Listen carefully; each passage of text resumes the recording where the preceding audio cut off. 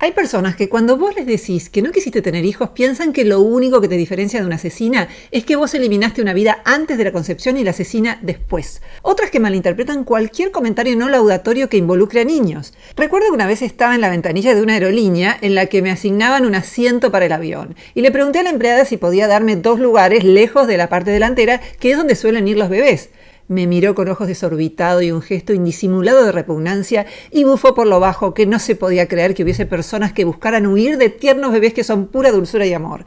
De acuerdo, son pura dulzura y amor, pero algunos lloran toda la noche y te impiden dormir justo el primer día de tus vacaciones. Lo peor es que a veces en situaciones como esas te ves obligada a explicar que no sos una mala persona, que amas a los niños de los demás. La carga de la prueba recae sobre vos, que tenés que demostrar que aún no habiendo tenido hijos, no sos tan egoísta, que podés haber hecho de tu vida algo por los demás que no sea procrear.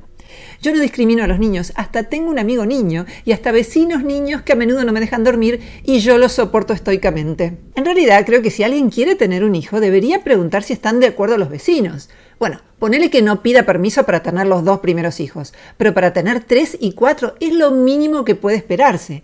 Incluso se debería discutir en las asambleas de vecinos, aunque más no sea para que no tengan todos 4 hijos al mismo tiempo. Si esto les parece exagerado, les cuento que tengo un amigo comunista que dice que la interrupción voluntaria del embarazo solo debería permitirse si un país está superpoblado. La única diferencia es el tamaño. En el primer caso hablamos de un edificio y en el segundo de un país. Y que en el comunismo quizás no te consultarían antes de implementar esta medida, en la asamblea de vecinos sí. Si no están de acuerdo con lo de pedir permiso para tener hijos en la asamblea de vecinos, podemos acotarlo a que mis vecinos me pidan permiso antes de reproducirse. Yo les voy a responder con una frase del filósofo Guillermo de Ockham que Borges siempre celebraba. ¿Para qué multiplicar los entes innecesariamente? En realidad, no debemos olvidar que cuando berreábamos de niños, a nosotros también nos soportaban los vecinos, de modo que deberíamos pensar que de alguna manera estamos devolviendo el favor. Al menos eso es lo que yo trato de pensar cuando oigo sus gritos.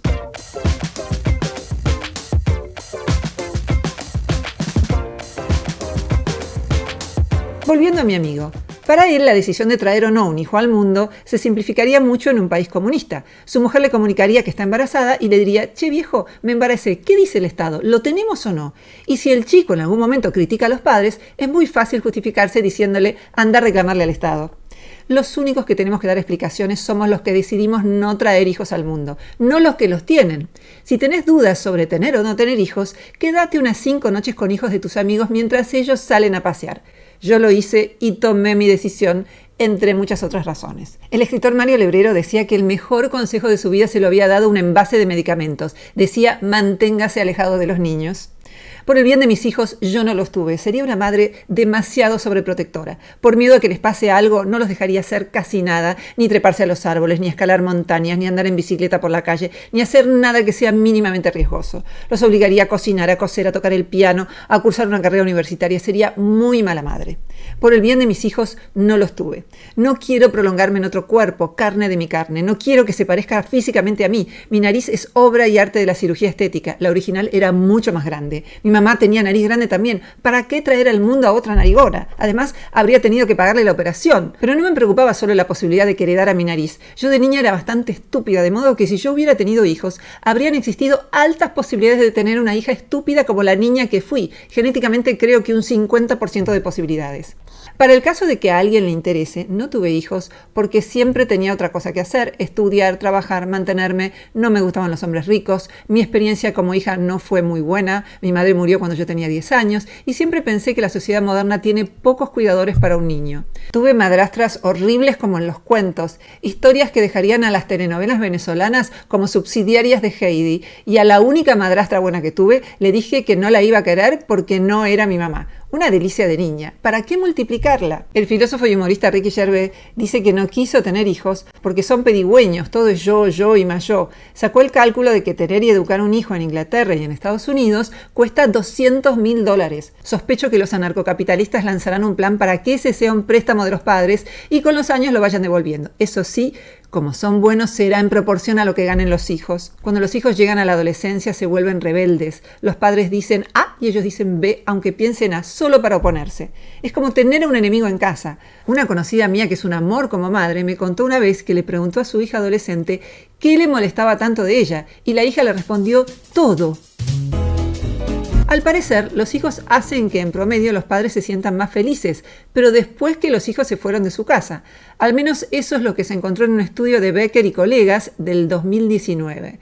Después de todo, si por felicidad no entendemos un sentido para la vida, que es la definición que me parece más interesante, sino meramente una acumulación de placeres, que los padres sean felices recién cuando los hijos se van de casa no sería una buena objeción para tener hijos. Muchas de las cosas que hacemos nos generan displacer, pero llenan nuestra vida de sentido. Por ejemplo, un trabajo que nos gusta, pero que también nos estresa. El filósofo John Stuart Mill decía: mejor ser Sócrates insatisfecho que un necio satisfecho. Pero si da más felicidad un hijo que ya se fue de casa, ¿ese hijo no se parece a un amigo? Bueno, no necesariamente. En todo el mundo, la disminución de la cantidad de hijos que tiene cada mujer depende fundamentalmente de 4 factores. El primero, la posibilidad de que los niños sobrevivan y no mueran en la infancia. Segundo, una situación tal en la que no sea necesario tener muchos hijos para sobrevivir. Tercero, la posibilidad de que las mujeres accedan a la educación e ingresen en el mercado laboral, en cuyo caso se reduce la cantidad promedio de hijos. Cuarto, que la planificación familiar sea accesible. Cuanto mejor es la situación económica de un país, menos hijos tienen las mujeres. Son las conclusiones que ofrece Hans Rosling. Es un médico sueco que se volvió muy popular porque significa muy creativamente las estadísticas y hace una proyección por la cual, dentro de cierta cantidad de años, aparentemente se estabilizará el promedio de hijos por mujer. Quien lo desee puede ver su excelente video en TED, Hans Rosling, Las religiones y los bebés.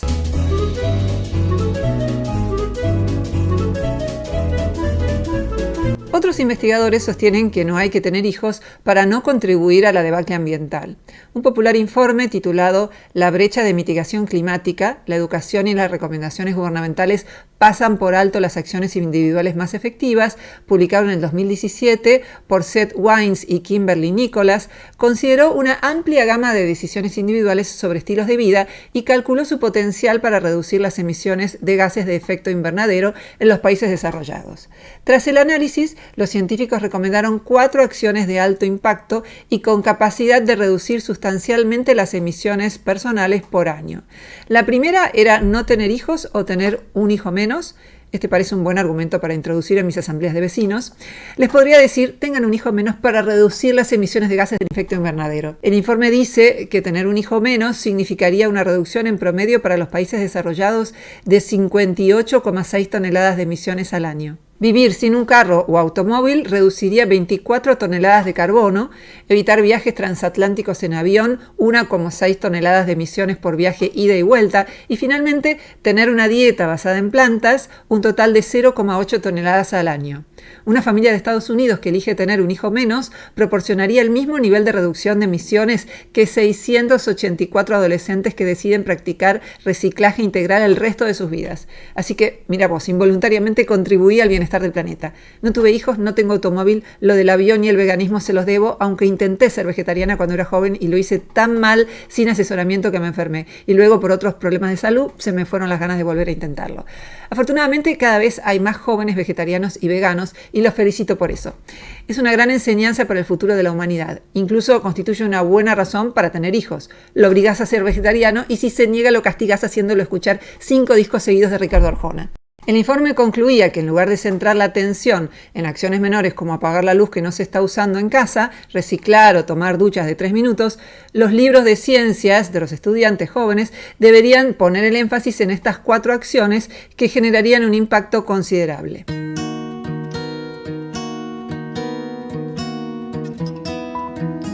El movimiento que se opone drásticamente a la reproducción humana es el antinatalismo. Los antinatalistas argumentan que las personas deben abstenerse de procrear porque se trataría de un acto éticamente incorrecto. Fundamentan su tesis con numerosos argumentos y acá voy a citar los centrales, pero hay más.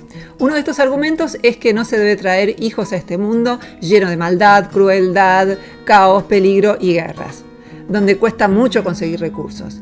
No llaman a quitarse la vida, nada de eso, sino a abstenerse de procrear. El filósofo David Benatar argumenta que es posible procrear una persona para el bien de los padres o de otras personas, pero que es imposible procrearla por su propio bien, y lo hace valiéndose de esta idea de Kant de que una persona nunca debe ser usada como un mero medio para el propio fin, sino siempre como un fin en sí mismo.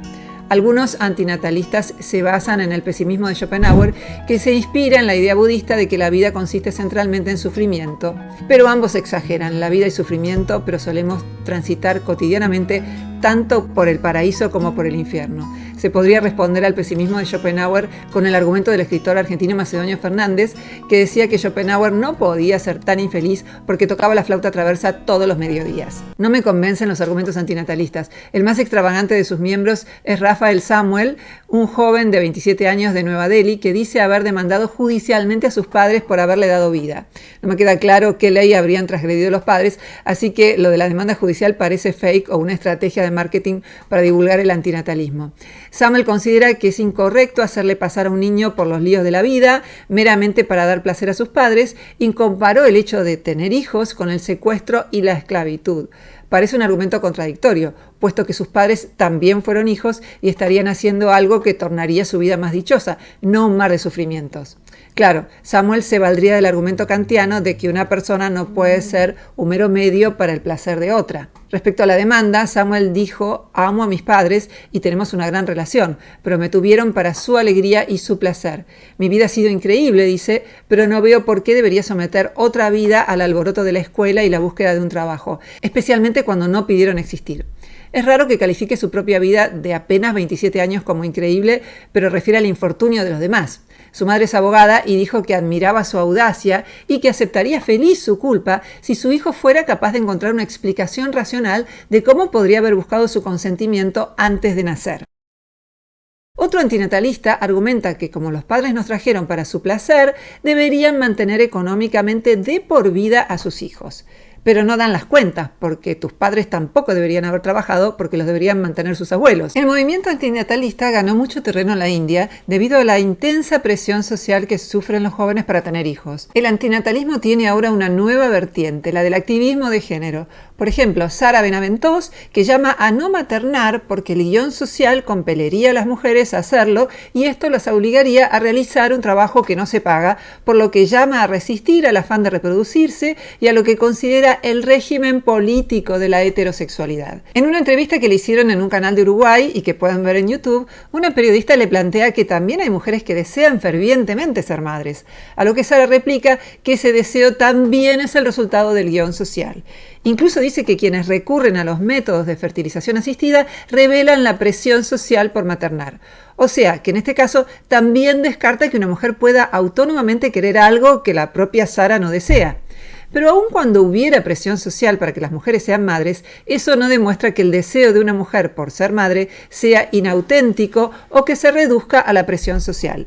El problema no reside en que Sara fundamente por qué no quiere ser madre y eventualmente encuentre a otros que tienen una perspectiva parecida. El problema es pretender universalizar ese enfoque y sugerir que ninguna mujer debería ser madre, con lo que estaría promoviendo el fin de toda vida humana, algo que no parece muy razonable. Hay circunstancias históricas en las que pareciera pronunciarse la presión social por reproducirse, desde el creced y multiplicaos bíblico hasta los países que tienen tasas de natalidad negativas y otorgan beneficios sociales a quienes quieran tener hijos, o, por citar un ejemplo familiar, la época en que se quería poblar la Argentina. Mi abuelo era uno de 10 hermanos y el séptimo hermano varón tuvo como padrino al entonces presidente de la Nación, Victorino de la Plaza.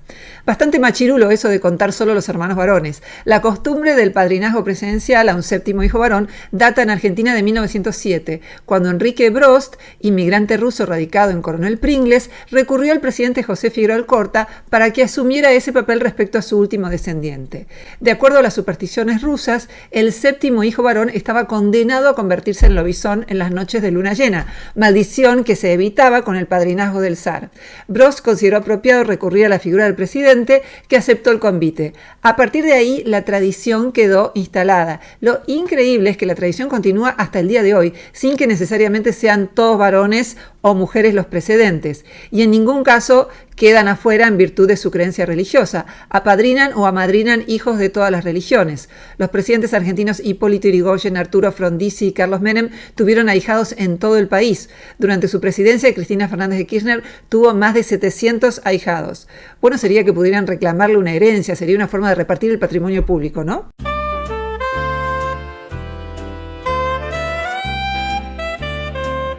¿Existe el instinto maternal? El New York Times publicó el 28 de agosto del 2022 un artículo de Chelsea Akonaboy en el que esta periodista argumentaba que el instinto maternal es un mito inventado por los hombres, así como lo oyen. Al igual que Sara Benaventós y buena parte del activismo de género, borra la biología como si no existiera y dice, leo, la noción de que el desinterés y la ternura que requieren los bebés está arraigada de manera única en la biología de las mujeres, listas para funcionar con solo presionar un interruptor, es relativamente moderna y perniciosa. Fue construida durante décadas por hombres que vendían una imagen de lo que debía ser una madre, desviando nuestra atención de lo que realmente es y llamándola ciencia. En una sola frase, lo que dice es que la voluntad de ser madre es resultado de una confabulación de los hombres para perjudicar a las mujeres, reservando para ellos la creación de cosas importantes y que históricamente esta confabulación se vehiculizó a través de algo llamado ciencia. O sea, que la ciencia también sería un instrumento para dominar a las mujeres. Al escuchar tantos disparates juntos, solo para contradecirla me entran ganas de ser madre. Si pudiera parir ahora mismo, lo haría. Sería un milagro a mi edad, la verdad. Aunque esta confabulación masculina llamada ciencia tal vez podría resolver este inconveniente etario. ¿Quién te dice? El primatólogo Frans de Waal respondió a este artículo con otro titulado ¿Es el instinto maternal solo un mito? Empezó explicando que es cierto que ya no usamos mucho el término instinto, ciertamente no para los humanos, pero tampoco para otros animales. Esto se debe a que el término sugiere que un comportamiento es simple y surge automáticamente en todos los miembros de la especie, lo que rara vez es cierto. Esto se aplica particularmente al cuidado materno, dice, que es un comportamiento complejo y requiere ejemplo y capacitación. Una hembra gorila embarazada que está en un zoológico y nunca vio a otras madres cuidar a las crías está destinada a fallar con la suya. Perdió oportunidades de aprender y es probable que su cría muera de hambre o por no haber sido tratada como corresponde. Las primates hembras jóvenes están extremadamente ansiosas por aprender y mucho más atraídas por las crías y las muñecas que los machos. Buscan activamente la formación en maternidad que necesitan. Tan pronto como una madre primate llega con un recién nacido, será rodeada de hembras jóvenes, no de machos, que quieren abrazar al bebé. Cuando estas jóvenes crezcan, sabrán qué hacer con la cría. La intensa atracción femenina por las crías se extiende a las muñecas. Cuando los experimentadores introdujeron juguetes en grupos de monos, los objetos móviles como pelotas y autos terminaron con los machos jóvenes. En cambio, juguetes de peluche como las muñecas y osos de peluche terminaron con las hembras jóvenes. Frans de Waal cuenta que en la naturaleza, las hembras jóvenes de chimpancé recogen troncos de madera para cargarlos sobre la espalda o en el vientre como si fueran la cría. Hacen sus propias muñecas. Cuando los experimentadores las dejaron solas en una habitación con un bebé, las niñas muestran mucho más interés y atención que los niños. Estos ejemplos están descritos y documentados en el libro de Frans de Waal, Diferente, el género a través de los ojos de un primatólogo, publicado en el 2022. En resumen, las habilidades maternales son aprendidas con mayor entusiasmo por las mujeres jóvenes. Esto es universal en la sociedad humana, es algo que compartimos con los otros primates y es completamente lógico, dado que son las hembras las que están equipadas para hacer crecer un feto y nutrirlo inmediatamente después del nacimiento. Este es un patrón de los mamíferos, no inventado por los hombres y evolucionó hace 200 millones de años. Se apoya en la prolactina, la oxitocina, en ciertos circuitos cerebrales y, por supuesto, en las características físicas que diferencian a las mujeres de los hombres. ¿Sería producto de una confabulación de los monos macho para perjudicar a las monas adoctrinándolas mediante el discurso llamado ciencia para que den de mamar a sus retoños y no los confundan con un plátano? Esto no significa que todas las mujeres sean maternales o que la maternidad sea su destino, especialmente hoy en día existiendo un efectivo control de la natalidad. Tampoco significa que los machos sean incapaces de cuidar a las crías. El libro de Frans de Waal describe cómo numerosos primates macho acaban adoptando crías huérfanas. En otras palabras, los primates machos tienen excelentes capacidades de cuidado, incluso si rara vez las usan en la naturaleza. Frans de Waal llama a esto un potencial. Hoy en día, mientras la sociedad está reorganizando los roles de género dentro de las familias humanas, este potencial requiere atención, dice. El primatólogo escribe también que en lugar de barrer la biología humana debajo de la alfombra, como intenta hacer el artículo de opinión del New York Times, deberíamos respetarla y conocerla mejor. La biología es mucho más flexible de lo que la mayoría de la gente cree, razón por la cual la etiqueta de instinto es una pista falsa.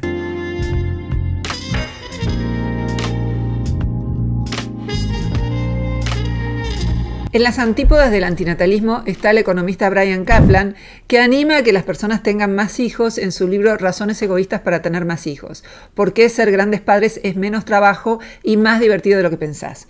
Su tesis es la siguiente. Hay evidencia de que el carácter de los hijos no depende enteramente de la educación que le dan sus padres. Hay componentes genéticos que interactúan con el medio ambiente. Entonces, para Caplan, dedicar demasiado tiempo a la crianza de los hijos, como ocurre ahora, es inútil, dice. Conviene relajarse y tener más hijos. Eso sí, tratarlos bien en la infancia es importante, dice, porque serán tus hijos quienes elijan tu geriátrico. ¿Formar una familia puede ser legítimamente el objetivo central de la vida de una persona? Por legítimamente quiero decir que hay quienes piensan, siguiendo a Kant, que otra persona, un hijo, no puede ser un mero medio para mis fines, que sería el de formar una familia.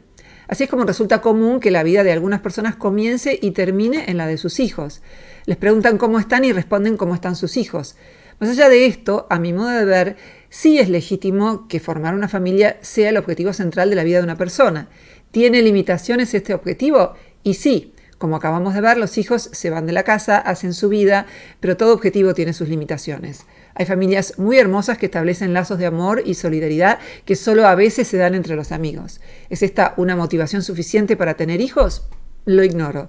Que cada quien elija y que la ardua tarea de criarlos cuente con toda la ayuda necesaria por parte de la sociedad, ya que de esto depende la continuidad de la especie humana. Nada menos. Por lo demás, si quieren convencer a las mujeres de que no sean madres porque reproducirse es producto de una conspiración masculina o de que el instinto maternal es una construcción social, o si quieren demandar a sus padres por haberles dado vida, suerte con ello. Para los demás, a la hora de tomar la decisión de tener hijos, haced lo que queráis. Eso sí, no digan estas cosas, no hay que pensarlas mucho. Si lo pensás mucho, nunca vas a tener hijos.